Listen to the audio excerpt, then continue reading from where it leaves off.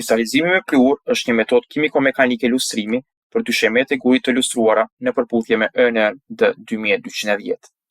Për të gjetur metodën e duhur të pastrimit të dyshemeve prej gurit natyral ose sintetik, është e nevojshme të identifikoni përmbajtjen e gurit gërqëror.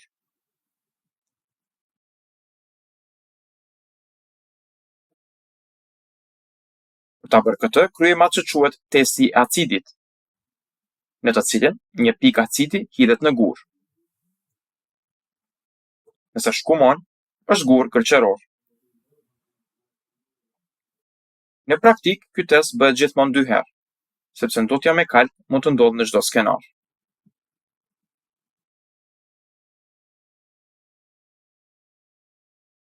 Nëse dyshemeja është gërqërore dhe ka një sipërfaqe të lustruar, mund të përdorni metodat vijuese të pastrimit: kristalizim me sprej, kristalizim me pluhur dhe atë që quhet lustrim diamanti. Të përjashtuara nga metodat e kristalizimit janë guri ranor, dyshemet me rasa dhe dyshemet konglomerate.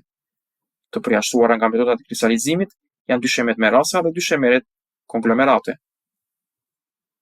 Procesi i duhur i pastrimit ose lustrimit ose informacionet e drejtora rreth dyshemeve të ndryshme të gurit natyral dhe sintetik gjenden në manualin Renging Teknik.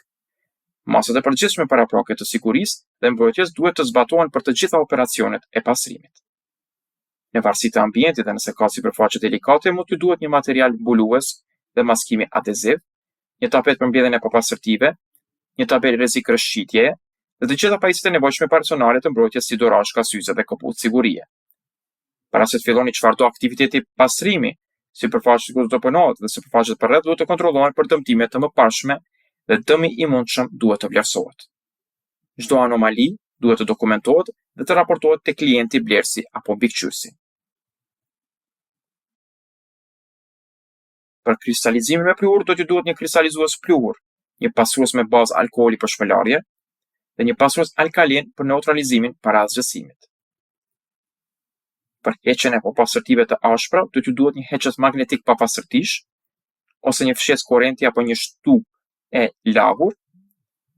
Pajisjet vijuese janë të nevojshme për procesin e kristalizimit.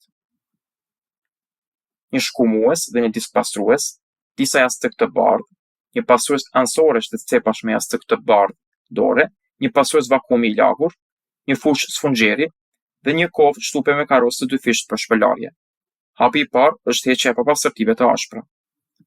Kristalizuesi pluhur shpërndahet në dyshemen në një pjesë të mallësinë e jastëkut.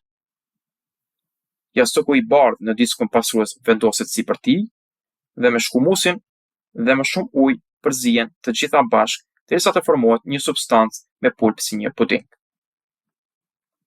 Duke përdorur një fushë sfunxheri për ujin, shpërndajeni masën gjithmonë më larg, derisa e gjithë sipërfaqja të jetë mbuluar. Ansoret dhe cepat dhe batiskopat, nëse është e nevojshme, duhet të pastrohen me jastëk dore të bardhë dhe mekanikisht me pastruesin e ansoreve dhe cepave. Me ujin e mbetur dhe jastëkun e bardhë, shpëlani të gjithë sipërfaqen. Pas pastrimit me vakum me një pastrues vakumi të lagur, është momenti i ndërimit të jastëkut të bardhë për një të pastër dhe me ujë të pastër, sipërfaqja është përsëri tërësisht e shpëlar.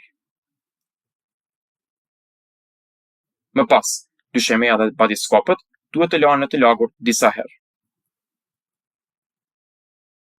Në fund, dyshemeja pastrohet përsëri me pastruesin me bazë alkooli. Pasi dyshemeja të jetë tharë, mund ta testoni me dorë nëse ka ngelur mbetje pluhuri. Nëse janë ende të dukshme në dysheme, sipërfaqja duhet të pastrohet në të lagur përsëri.